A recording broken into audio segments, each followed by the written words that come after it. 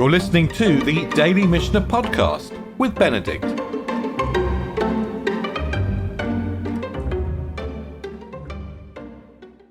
The Mishnah is innovative in its halachic approach in the sense that it's organized by subject.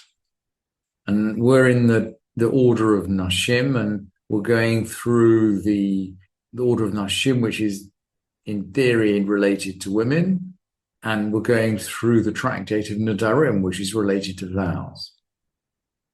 And the connection between vows and women is not clear, but maybe it's to do with the power of verbal contract. We can talk about on another occasion. But the point is that the Mishnah is oriented essentially by subject, whereas the halachic midrashim are oriented by verse. They go verse by verse through Torah, and they learn out different halachot.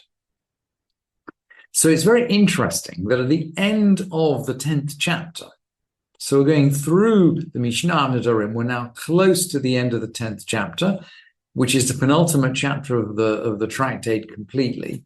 We're going to come into two Mishnayot, which reference two contiguous Pesukim, as if these Mishnayot are somehow left over from some halachic midrash, which I don't think exists anymore on this subject. These Mishnayot don't seem to come from a halachic midrash, but nevertheless, they are based on two consecutive Pesukim.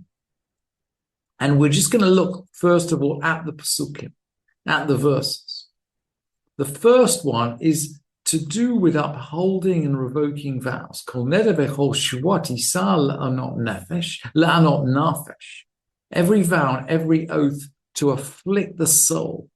The expression la'anot nafesh is similar to the kind of what we do on Yom Kippur, fasting or not wearing leather and so on, not anointing ourselves, not washing. Every vow and every oath that afflicts the soul. And we're going to deal with this, by the way, in the beginning of the next chapter. So again, we're working in order through this verse.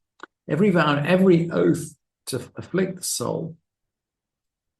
Isha yikimena ve'isha yifarena. Her husband can uphold it and her husband may annul it. There seems to be some equivalence between upholding and annulling, which the Mishnah is going to appeal to in a very, very kind of midrashic sense. And then the next pasuk deals with time. If a husband is silent from day to day, it's not quite clear what from day to day means, but if a husband is silent, if he's silent, then he upholds all the vows. So upholding a vow doesn't require action, it just requires silence. And then the Torah emphasizes, Hekim otam ki hechrishla b'yom shomo.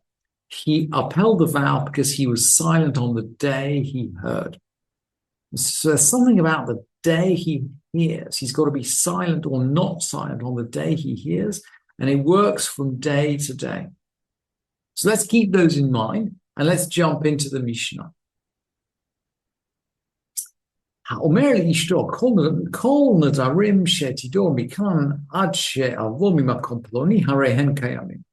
who says to his wife, all vows that you can vow from now until I come from such and such a place, behold, they're upheld.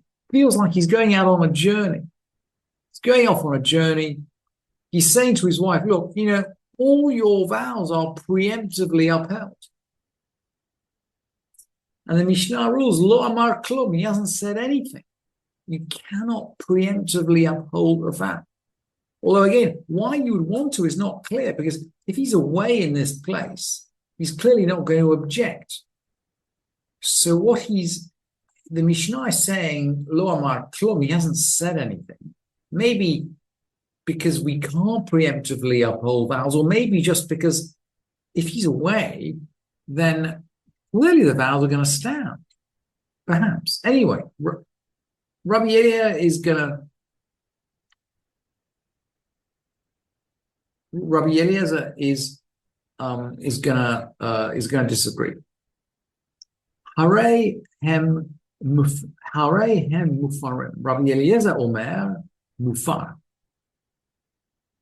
Here they are annulled, and Rabbi Eliezer says they're annulled. Chachamim omrim einot mufar. Rabbi Eliezer says actually it works; they are annulled, and the sages say no, it doesn't work. They're not work. It doesn't work like this.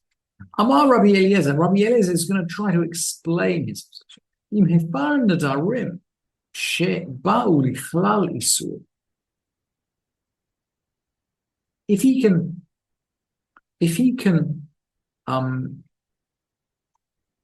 can annul vows which have already come into force, lo yafer nedarim shelo ba'u lichlal isur. Sure, he can annul those which haven't come into force. So now we're into annulment rather than into confirmation. But Rabbi Eliezer is saying, look, if this husband has got the right to annul, retroact after the fact, surely he must have the right to annul before the fact. In other words, he can go away and he can say, look, all your vows are annulled. Amrulo.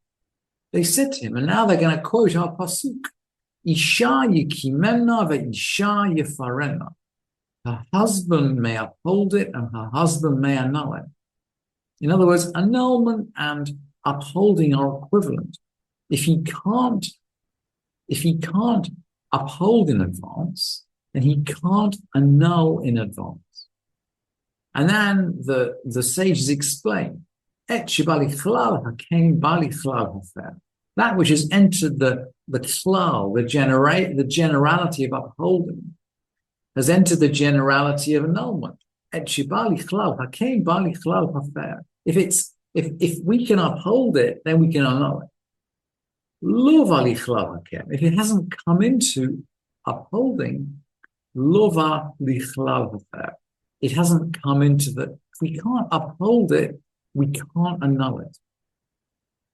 And halakha, of course, goes according to the sages.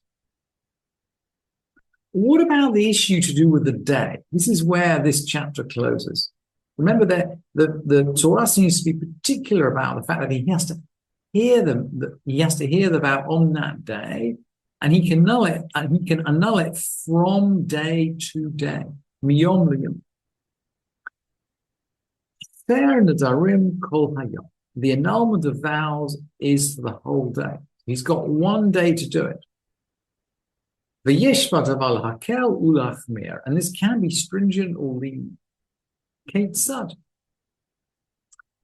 Nadra b'leil Shabbat, mefer b'leilei Shabbat, u'yom haShabbat, ad shetechsha. So she vowed on the eve of Shabbat, and it'll become clear, by the way, that she vowed on Erev Shabbat after Shabbat came in. So she's vowed at night.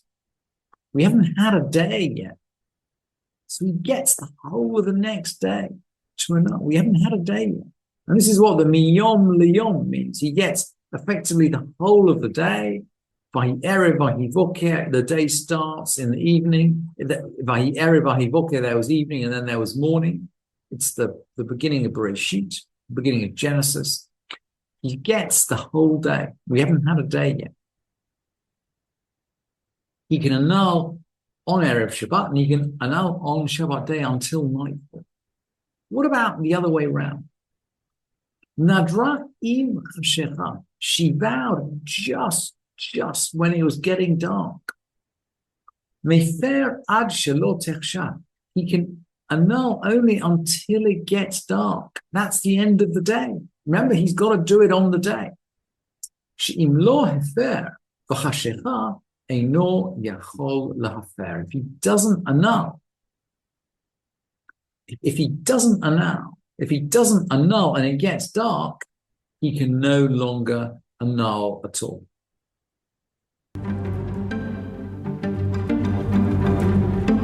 Thank you for listening to this edition of the Daily Mishnah Podcast with Benedict.